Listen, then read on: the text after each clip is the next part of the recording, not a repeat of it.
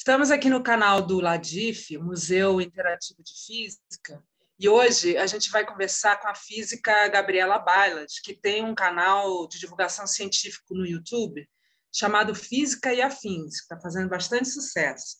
Então vamos conversar hoje com a Gabriela para saber como é que foi toda essa trajetória, né? E como tem sido e qual vai ser o futuro. Queria que você contasse para a gente, Gabriela, primeiro, como é que é, de onde você nasceu aqui no Brasil, porque eu sei que você mora no Japão, né? Aí a gente vai chegar até lá, mas onde você nasceu, como que você decidiu entrar na física, como é que foi esse processo?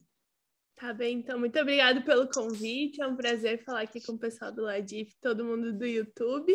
Então, eu nasci em Bagé, que é uma cidade bem na fronteira do Rio Grande do Sul com o Uruguai, é uma cidade bem pequena de interior.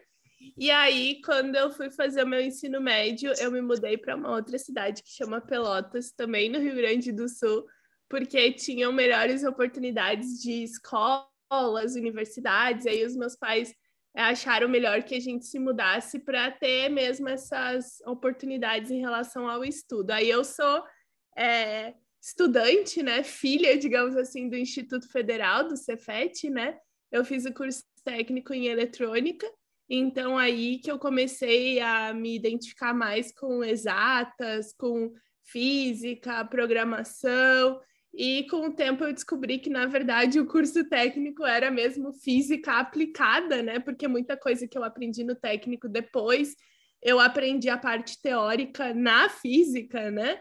Então foi um período bem legal que eu gostei muito, assim, acho que quem tiver a oportunidade de fazer um curso técnico, eu acho que é uma oportunidade muito interessante mesmo que não trabalhe. Eu nunca trabalhei como técnica, eu mesmo fiz toda a formação e acho que foi muito enriquecedor, porque quando eu comecei a faculdade de física, eu já tinha muitos conhecimentos de matemática, de cálculo, de física, que muitos colegas não tinham. Então, acho que esse técnico me ajudou muito, pelo menos no primeiro ano da faculdade, que é um dos mais difíceis, assim, que o aluno tem aquele primeiro contato com cálculo, álgebra, física mais avançada, e eu já tinha bastante essa base do técnico em eletrônica. E aí eu fui fazer física, né, bacharelado, na Universidade Federal de Rio Grande, que é uma cidade no Rio Grande do Sul, não é a Federal do Rio Grande do Sul, em Porto Alegre, é uma outra cidade. Todas essas cidades são pequenas de interior, assim, na volta. E aí, quando eu estava no meu segundo ano de faculdade, surgiu a oportunidade de participar de um programa da CAPES, que atualmente ele não existe mais, mas na época ele chamava Programa de Licenciaturas Internacionais. Eu acho que ele acabou por volta de 2014 ou 2015, quando Ciências Sem Fronteiras ficou muito grande, esse outro programa foi excluído. Mas eu gostei muito do programa porque o foco do programa era uma graduação sanduíche. Então, todos os estudantes escolhidos e selecionados teriam 2 anos de faculdade em Portugal, então eu estudei na Universidade de Coimbra, e 2 anos no Brasil, para fechar os 4 anos da licenciatura. Eu entrei para fazer o bacharelado, mas como surgiu essa oportunidade da licenciatura, eu falei, nossa, é uma oportunidade de estudar em outro país, ter uma outra cultura, uma formação extra. E aí eu descobri que, na verdade, a formação de física em Portugal e na Europa, ali, de forma geral, na comunidade europeia, não tem essa nossa divisão entre licenciatura e bacharelado. Todo mundo faz a mesma coisa. Então, acabou que em Portugal eu fiz o meu bacharelado que eu queria. Quando eu retornei ao Brasil, eu cumpri todas as disciplinas da licenciatura, mais o estágio obrigatório, fiz tudo certinho, e aí eu tenho 2 diplomas, né? Então, eu sou física pela Universidade de Coimbra e pela Universidade Federal do Rio Grande, e isso foi uma oportunidade única, eu acho.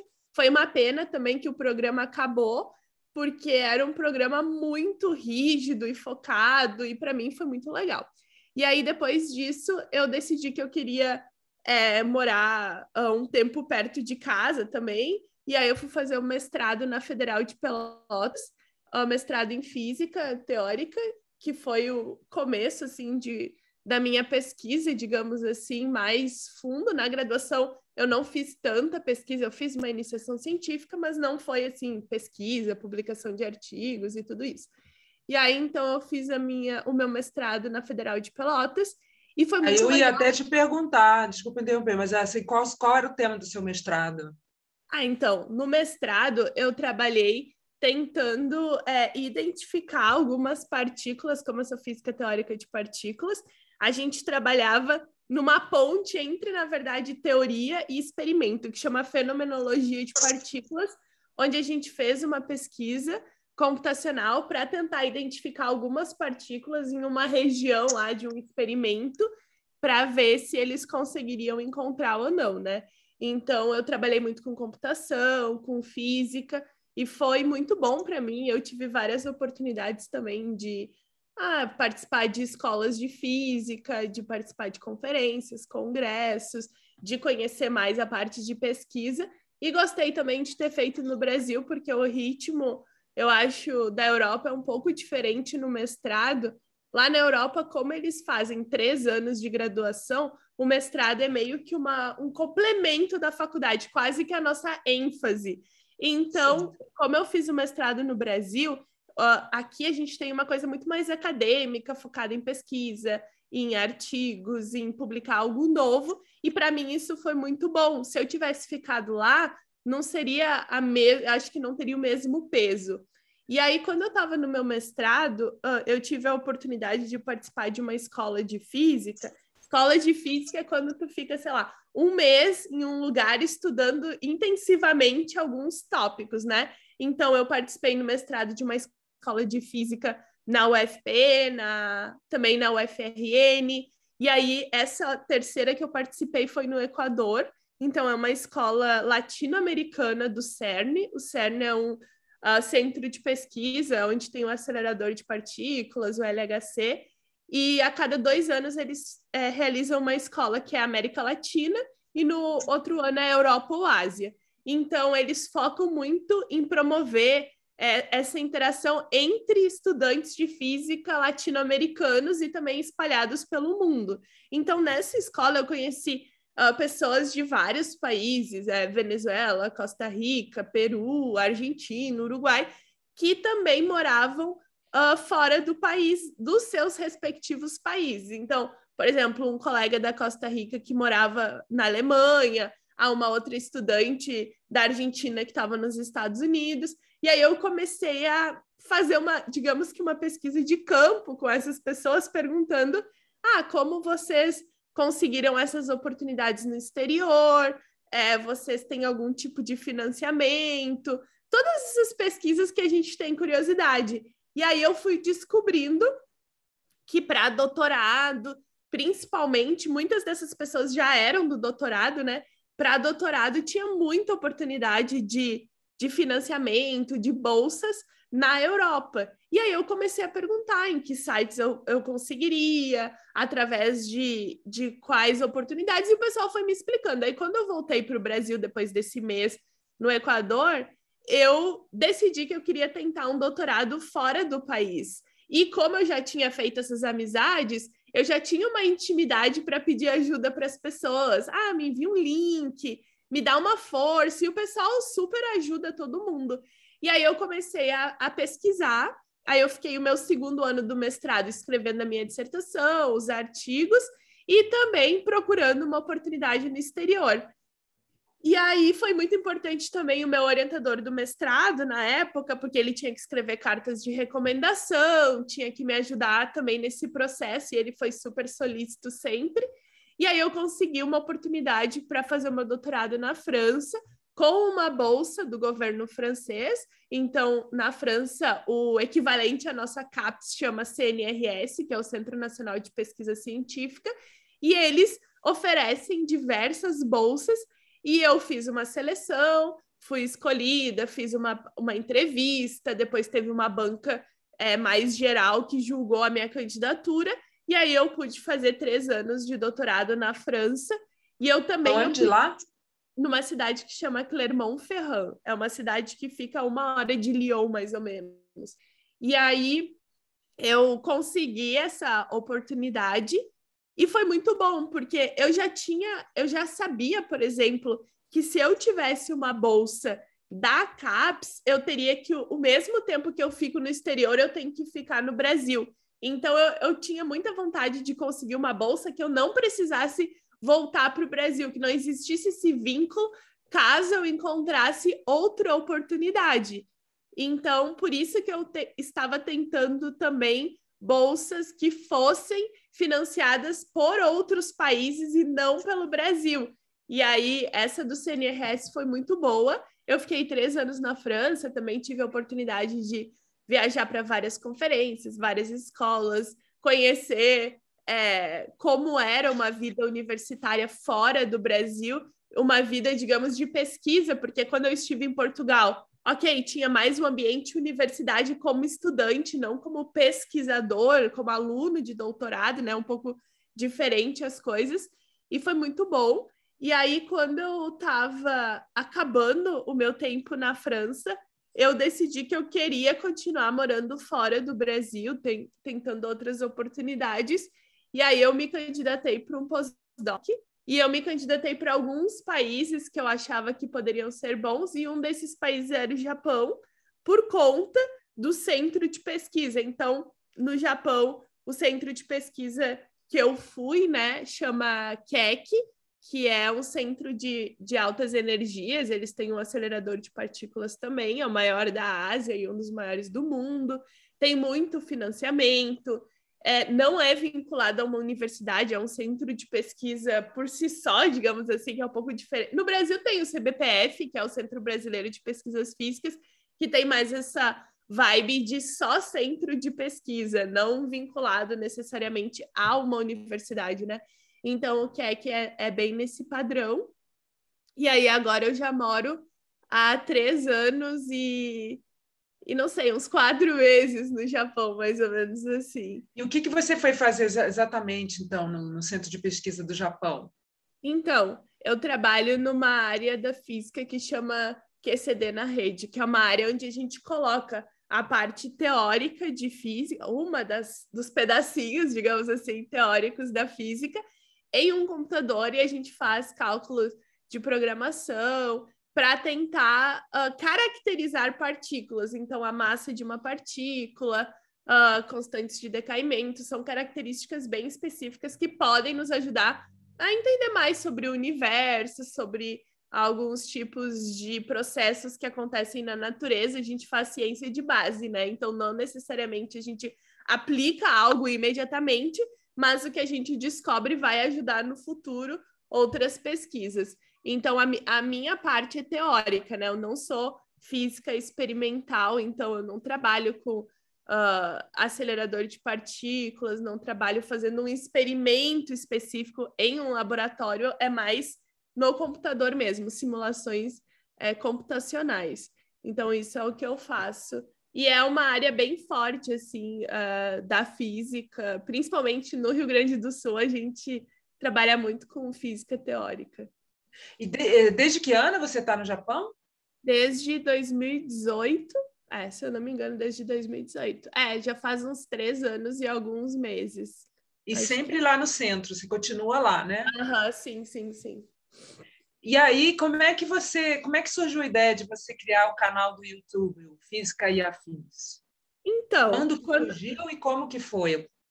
Eu comecei o canal, acho que foi mais ou menos em 2016, quando eu estava na França, porque, não sei, a família sempre ficava, faz uns vídeos sobre a tua vida, mostra alguma coisa da rua, sabe assim? Quando as pessoas têm essa curiosidade mais familiar. E eu comecei o canal, na verdade, ele chamava França e Afins, né? E aí eu falava um pouco sobre a vida na França, algumas coisas assim. E aí eu comecei a perceber que as pessoas tinham muitas curiosidades, pessoas do público geral que caíam no meu vídeo e perguntavam, nossa, mas por que tu estás na França? O que tu estás fazendo aí? Aquelas dúvidas, assim. E eu comecei a explicar. E aí começou a surgir o pessoal. Mas como fazer um doutorado em física? O que um físico faz? Eu tenho vontade, pessoas do ensino médio, eu tenho vontade de fazer física, escolho licenciatura, escolho bacharelado, aquelas perguntas, assim, de dúvidas. E aí eu comecei a parar um pouco de fazer os vídeos sobre a França e começar a fazer vídeos respondendo essas dúvidas. E aí o pessoal foi gostando do canal e ele foi crescendo. E eu fui, no começo eu não... só sentava, gravava, não tinha edição, não tinha iluminação, não tinha nada dessas coisas mais profissionais, assim. E o pessoal curtia muito. E aí teve uma vez que saiu um vídeo bem famoso que chamava assim, o coach quântico versus a psicóloga. Que daí foi um vídeo de um outro canal, onde eles colocam pessoas que meio contrárias, entre aspas, para conversar. Por exemplo, sei lá, uma pessoa que é anti-vacina e uma pesquisadora do Butantan e colocam eles para dialogar, digamos assim. Uhum. E aí teve esse de uma psicóloga, uma profissional formada, e um sujeito que se dizia coach quântico. E quântica é uma parte da física. E aí o pessoal pediu para eu fazer um vídeo comentando aquele vídeo. E eu fiz uma espécie de react, que é um vídeo onde tu coloca a minha imagem menor e vou reagindo, comentando. E esse vídeo viralizou. Então, o meu canal nessa época tinha, sei lá, 10 mil inscritos, e do dia para a noite eu tinha quase 100 mil inscritos, assim, Nossa, literalmente. que salto! Sim, literalmente em um dia e meio, assim, eu cresci muito o canal, e como eu já tinha muito conteúdo legal, o pessoal começou a assistir, começou a gostar, e foi isso. E aí, claro, e nesse meio tempo trocou o nome do canal, foi antes desse vídeo que viralizou, já tinha trocado o nome, porque o pessoal começou a falar, tá falando muito de física, será que não é trocar, brincando, vamos trocar o nome do canal, aí eu botei Física e Afins, e aí ficou. E aí, ao longo do tempo, eu fui profissionalizando também o canal. Hoje tem quantos inscritos? Hoje, mais ou menos 300 mil inscritos no canal. Nossa, bastante. Bastante, mas mais do que o número de inscritos também é o número de visualizações, porque hoje eu tenho mais de, sei lá, 14 milhões de visualizações. Nossa. Assim, porque muita gente assiste, mas não se inscreve. Então, inscritos é 300 mil, mas de visualizações é muito mais. E tem o Instagram, tem o Twitter. Eu acho que hoje o meu canal no YouTube é o maior produzido por uma mulher cientista, né? Não, porque a gente tem esse problema também de não ter muitas mulheres na ciência, já de forma geral, são menos, né? E mulheres produzindo ciência no YouTube também é um número menor que de homens. E no Brasil existem várias divulgadoras, mas o meu canal é o maior ou um dos maiores. E como é que você concilia a pesquisa, o seu trabalho, com a divulgação científica? Porque não é fácil, né? A divulgação científica toma tempo também. Toma, mas é uma coisa que eu gosto muito de fazer. Eu não tenho muita dificuldade em gravar um vídeo, então não é uma coisa que eu vou, por exemplo, perder. Tem gente que fala, eu fico um dia para gravar um vídeo. Não, eu vou sentar ali, vou ficar meia hora no máximo. E aí, hoje em dia, claro, eu tenho um editor no canal, então eu não edito mais os meus vídeos, eu mando para ele já e ele faz todo o trabalho, já sobe no canal. Eu tenho gente que às vezes me ajuda em alguns roteiros, por exemplo, algum tópico que não é uma coisa que eu domine tanto. Tem pessoas que produzem o roteiro para ajudar outros pesquisadores, pessoas que fazem parte do Instagram também ali, alguns designers. Então, tem pessoas que trabalham comigo também para as redes crescerem, digamos assim. E você enfim, pretende continuar? É uma área que você pretende sempre continuar junto com a sua atividade de pesquisa? Eu não sei, por enquanto sim, mas eu não tenho certeza sobre como as coisas vão seguir no futuro, assim. Mas uma das coisas que eu percebi, assim, também produzindo material para o YouTube ou produzindo outros tipos de conteúdos, é que o cientista também pode ser empresário, por exemplo. Então, ao longo do tempo que eu produzo ciência na internet, eu já dei cursos, eu já publiquei um e-book também, ano passado, que é sobre técnicas de estudos. Então, coisas que eu aprendi na licenciatura, com coisas que eu fui estudando. Eu gosto muito de estudar, por exemplo, para dar aula, né? Como eu já dei aula e eu dou aula também, melhores técnicas para os estudantes aprenderem, técnicas de ensino, organização e gestão do tempo, toda essa coisa que envolve assim, o ambiente acadêmico e de estudos, eu acho muito legal. E aí, ano passado, eu comecei uma pós, não um outro mestrado, mas uma pós-graduação, especialização em neurociência e comportamento, porque aí eu queria estudar mais essa parte de neuroeducação, de neurociência voltada para a educação. E aí são 18 meses, então agora eu tô quase concluindo já, porque já faz um tempinho que eu comecei. Final do ano retrasado, na verdade, eu comecei.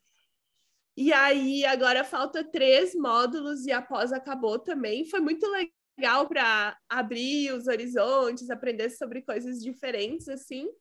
E eu acho isso importante, porque às vezes a gente foca muito em, por exemplo, na nossa pesquisa, nas nossas coisas, e não foca em como a gente vai passar aquela informação para as outras pessoas.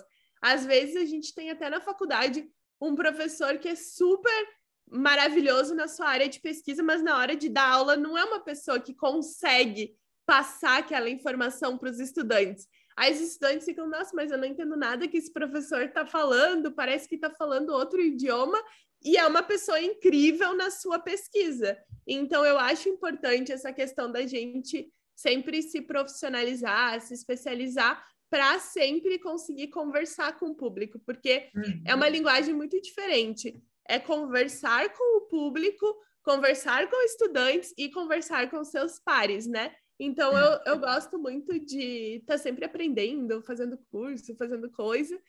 E acho que essas outros focos que eu fui dando para o meu canal ou para o meu trabalho também é muito importante.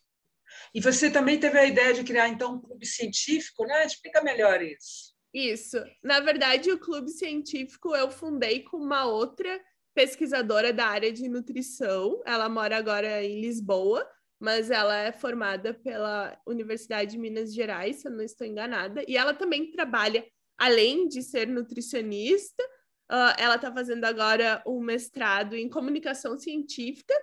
E a gente se conheceu na internet mesmo e começou a trabalhar junto na produção de conteúdo, fazer vídeo de colaboração. E a gente começou a perceber que muitos estudantes, mesmo formados, alguns que já estão no mestrado, a gente até no doutorado, não consegue, por exemplo, identificar se um artigo científico foi bem escrito, se não foi, se uma matéria que foi publicada é verdade, como buscar as fontes da informação.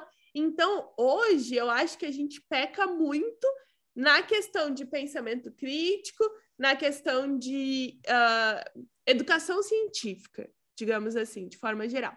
E aí a gente sempre trabalhou nessa questão de produzir conteúdo para as redes sociais, e as pessoas sempre têm as mesmas perguntas e as mesmas dúvidas, e a gente falou, vamos fundar um lugar onde a gente consiga ensinar para as pessoas sobre essas dúvidas que elas têm de uma forma confiável, ensinar para elas, ao invés de, por exemplo, a gente explicar tal coisa é verdade ou mentira, não, a gente vai ensinar como elas descobrem se aquilo é uma verdade ou uma mentira. É muito mais importante.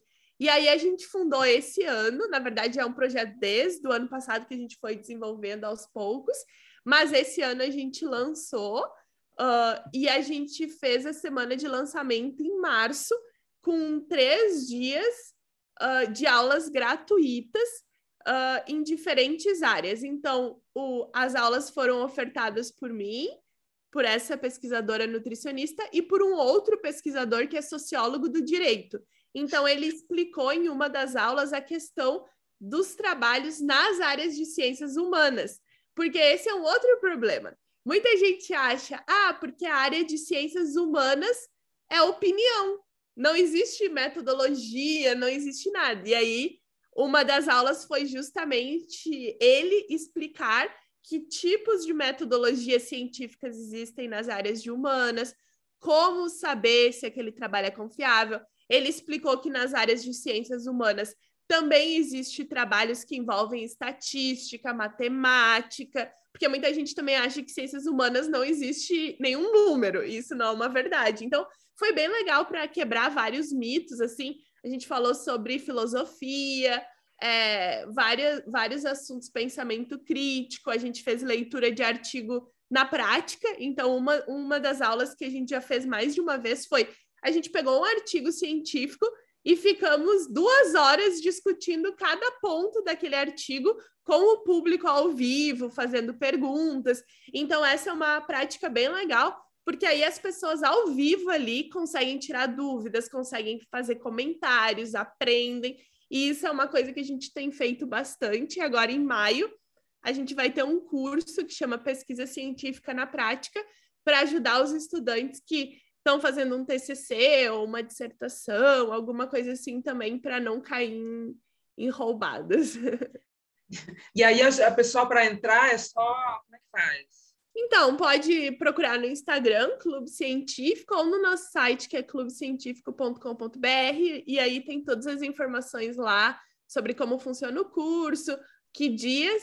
E esse ano ainda a gente pretende lançar uma plataforma também, que está em desenvolvimento, onde a gente vai reunir vários pesquisadores em diferentes áreas que vão ofertar mini cursos ou aulas sobre diferentes tópicos. Aí nós não seremos as únicas professoras, mas, por exemplo, pessoas que pesquisam sobre, sei, na área de ecologia, agrotóxicos. Tem um outro pesquisador que é da área de psicologia voltada para pessoas com autismo. Então, pessoas autistas, às vezes, geralmente, qualquer pessoa que tem alguma condição vai cair em algum tipo de informação falsa. Então, a nossa ideia é ajudar que as pessoas não caiam em informações falsas, recomendar materiais seguros, livros, documentários. Então, vai reunir uma gama de profissionais de áreas diferentes para explicar sobre ciências para qualquer pessoa, do leigo ao profissional. Interessantíssimo. E é uma forma, porque você vive no Japão e você está muito ligado, então, ao Brasil, né? Fazendo trabalhos com o Brasil ao mesmo tempo, né? Aí eu queria saber o seguinte, no Japão você também observa essa necessidade desse tipo de trabalho, de conscientização? É igual aqui no Brasil ou não? Não é tão importante? Eu acho que sim, eu acho que no mundo todo, né? Acho que na pandemia a gente viu que o mundo todo acredita em muitas informações falsas, disseminação de fake news, mas como o meu público é focado no Brasil, eu observo algumas iniciativas no Japão, por exemplo, no meu trabalho tem iniciativas de trazer alunos de ensino médio para visitar o acelerador, para conhecer o trabalho dos físicos. Tem um dia também que é voltado só para meninas do ensino médio, para trazer mais mulheres para a ciência. Mas, claro, existem as pessoas que são negacionistas em todo o mundo. Quem sabe no futuro eu fale de forma mais internacional ainda. Mas é que o Brasil tem muita gente, né? E muito público, assim. Então, eu foquei por aqui mesmo. E você acha que, por exemplo, você sendo uma mulher, né, você pode atrair mais meninas para a área de ciência com o seu trabalho de divulgação? Com toda certeza. Eu recebo muita mensagem de meninas, até crianças mesmo, ou de pais e mães, dizendo: eu mostro o teu conteúdo para minha filha, ela tem 9 anos, 11 anos, 14 anos, ela também quer ser cientista. Ou os pais pedem muito recomendação. Minha filha gosta de ciências, mas eu não sei nenhum livro que seja legal, eu não sei algum filme, alguma série para a gente ler junto. Então, várias vezes eu recomendo alguns livros de ciências ou que falem de, por exemplo, tem um livro que eu acho muito legal para quem é criança, assim, mais criança pequena, que chama Histórias de Ninar para Garotas Rebeldes. Então, eles já têm 13 edições. Aí, o livro é todo feito por mulheres, ilustrado por mulheres e sobre mulheres. Então, por exemplo, a versão 1 do livro, ele é uma página a ilustração da mulher e na outra página é a história dela. Em uma página, tipo, era uma vez uma menina, e aí, por exemplo, brasileira tem a Cora Coralina, tem, agora na edição de Mulheres Imigrantes tem a Paola Carotella, tem várias mulheres que estão no Brasil, tem uma surfista também que é bem famosa, acho que Gabeira, o sobrenome dela, que também está nesse livro. Então, tem mulheres do mundo todo, e aí é uma história. Então, por exemplo, é como se fosse um conto de fadas, mas sobre aquela mulher. Então, eu acho legal, tem a Marie Curie, porque assim, se tu é uma menina, tu pensa, eu quero ser uma cientista, ou eu quero ser, sei lá, uma pintora, uma escritora, mas eu não conheço nenhuma mulher assim. Então, esse livro acaba mostrando que existe essa oportunidade. E como ele é uma leitura, assim, fácil, sei lá, o pai ou a mãe pode ler antes de dormir, a criança pode ler sozinha, né? Eu tenho uma prima pequena que ela ainda está aprendendo, né, a ler melhor e aprendendo a gostar de livros, e aí ela me falou, né, que ela tinha muita dificuldade de ler um livro inteiro, assim, com uma história inteira, porque ela acabava se perdendo. Aí eu dei esse livro para ela, porque ela consegue ler em uma página, a história começa e termina. Para uma criança é bom para ela ir desenvolvendo determinadas habilidades, e sempre que eu recomendo esse livro, o pessoal fala, eu comprei, minha filha está gostando e tal, então acho que é legal, assim, elas conhecerem diferentes mulheres, né? É maravilhoso. Uma dúvida que me restou, assim, no Japão também, a presença da mulher na ciência é diminuta também? Como é que é, em comparação com o Brasil? Muito. E em todos os países, eu acho que a presença da mulher é muito pequena, né? Claro, existem alguns países com números maiores, mas no Japão também é muito pequeno esse número. Ano passado, né, eu participei, fui membro, né, da delegação de mulheres na física para uma conferência internacional que teve, e a gente fez um levantamento, né, de quantas mulheres na física existem no Brasil, nas diferentes áreas, comparamos com outros países, o número é baixo em todos, mas uma coisa que a gente percebeu foi a dificuldade de encontrar esses números de uma forma acessível e clara. Por exemplo, a gente precisava saber o número de mulheres que são físicas no Brasil. A gente só conseguiu esse número porque uma das pessoas membros, uma outra pesquisadora membro da delegação, ela conhecia alguém da Sociedade Brasileira de Física, que aí esse alguém deu uns números, depois a gente precisava os números de professoras no ensino médio, foi uma luta para encontrar também, aí uma outra professora conhecia não sei quem, então nunca são números claros que a gente, vamos entrar aqui, vamos achar, vamos entrar ali, vamos achar. E os números são pequenos e difíceis, de difícil acesso. Então, a gente achou bem estranho essa falta de transparência nesses números, visto que, por exemplo, existe o Enem. A gente tem esses números, porque a pessoa fez uma ficha no Enem, depois ela fez uma inscrição na universidade, essa universidade está vinculada ao MEC, por que esses números não estão ali? Mas foi bem difícil achar, assim. Uhum. Nossa, super interessante. Uhum.